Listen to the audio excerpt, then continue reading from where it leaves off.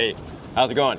On this episode of Home Water Dispatch, I'm on the island of Oahu in Hawaii, and behind me, this is Honolulu, and the start of Waikiki Beach. I'm here for the 154th, I think, or 153rd annual meeting of the American Fisheries Society. Not a bad place for a fisheries conference. It's been an amazing conference so far. This is day 3.5, day 3. A lot of content about indigenous cultures and connections to the community, and indigenous rights, and really cool intersections of thinking about sustainable development and all sorts of things. It was I think over 2,200 scientists and fisheries managers and practitioners in attendance. But that's not really what I'm going to be talking about today. I'm actually reflecting on the fact that about a month ago, maybe a little bit more than a month ago, I was about 1,300 miles south of here in a place called Christmas Island in the Republic of Kiribati. Obviously a very different landscape. It's Coral Atoll, even though it's the largest, has the largest landmass in the world. It's relatively flat, population of 10,000 people, and there's that sea turtle right there. That's so cool. Anyway, and then the juxtaposition is a place like this. And I'm kind of using this episode of Home Water Dispatch to kind of reveal, and I think I'm coming to terms with some of my own biases, and how I've kind of, seen the light, maybe. I'm one to be, I'm out in nature a lot. I'm not a huge fan of urbanization. I don't like people that much. I mean, I like people, but like crowds, not a big thing for me. And so, a lot of times when I'm thinking about a place like this, like Waikiki Beach, it's super crowded. There's lots of activity. There's big high-rise hotels with, thousands of people, and there's restaurants and coffee shops, and you can buy your Louis Vuitton bags, and there's a really big diversity of tourists here, because where we are situated in the Pacific Ocean, we've got a lot of tourists from Japan and Southeast Asia, Australia, and obviously from the United States. And I was hanging out. I got here a little bit early for the conference and hanging out on the beach. And initially, I kind of bristled a little bit, and then I took a deep breath and I started watching the individual people and what they were doing, and kids like splashing in the water and digging on the beach and with masks on their face, looking for the turtle that just swam by me here. And people that were excited to go surfing or snorkeling. There's some people snorkeling behind me. They're surfing in that direction. There's parasailing over there. There's an awesome local family actually on a paddleboard back here. There's people fishing off this jetty that I'm sitting on. Big wave. Wah! I'm gonna get doused. And I started to really think about the fact that I was biased. I was being maybe too elitist in my perceptions of these types of places where families here may not be able to afford to go to super remote islands, or it's maybe too far outside of their comfort zone. And maybe this is a great entry to connecting with the marine environment, or connecting with the local cultures, or a culture they're not familiar with. Big wave coming, might have to lift the thing up very fast or hit my ass. So, whoa, that's really cool. Anyway, I just put on a different set of lenses, and that, sorry, I speak of lenses, let me take my glass off. And that sort of, it was a revelation of mine. Would I choose to still come and vacation here? Probably not. I like more quiet places, but that's me, and I can't, I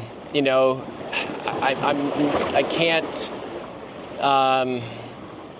be biased against other people's perceptions and their access to these places.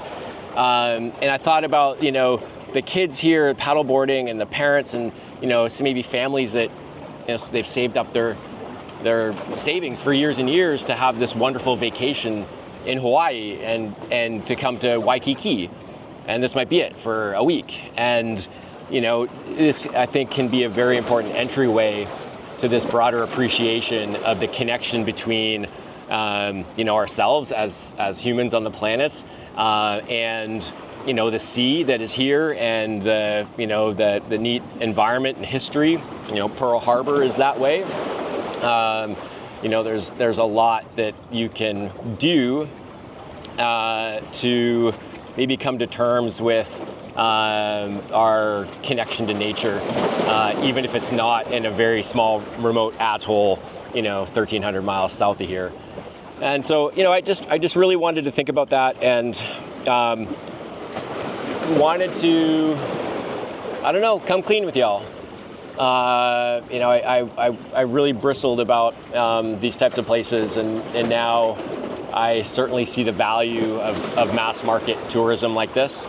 Obviously, there's things that we could be doing to make these types of locations more sustainable. We can think about the waste and energy use and what happens with erosion, and there's a little artificial lagoon back in there, and yes, it's manicured.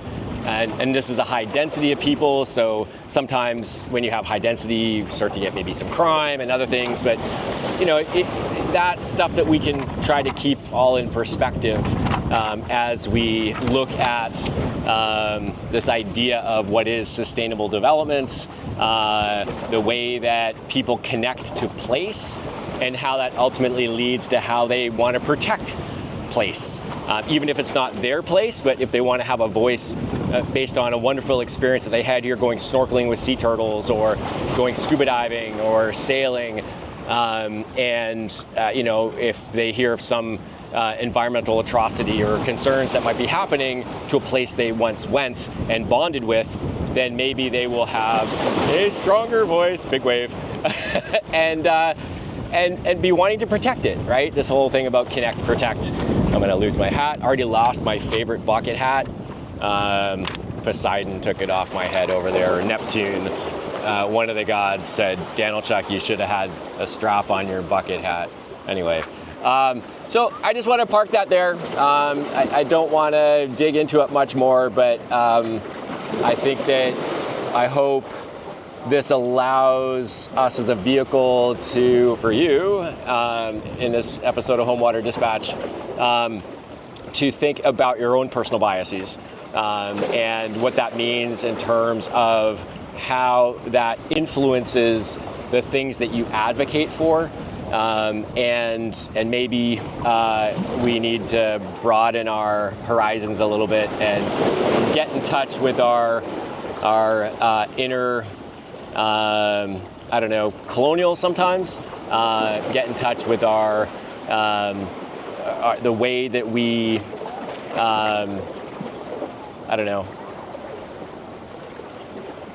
the way we also need to challenge ourselves in our own ways of beliefs. So anyway, I'm going to park that there. I'm rambling, and this next big wave is going to wipe me off the jetty. And there's some cool, I'm going to show you this, but just to I'm going to turn this around this way. It's kind of neat, there's father and his son getting ready to go surfing. There's a little surf break out here, which is pretty rad. And then if you go this direction, there's the people paddleboarding, the family paddleboarding. There's some people fishing down there for some bait fish. And then, obviously you go this direction and it's lots of big towers and stuff. But at the end of the day, is this really all that bad? No. That the fact that they're bonding with the environment and they're playing, it's good for the soul.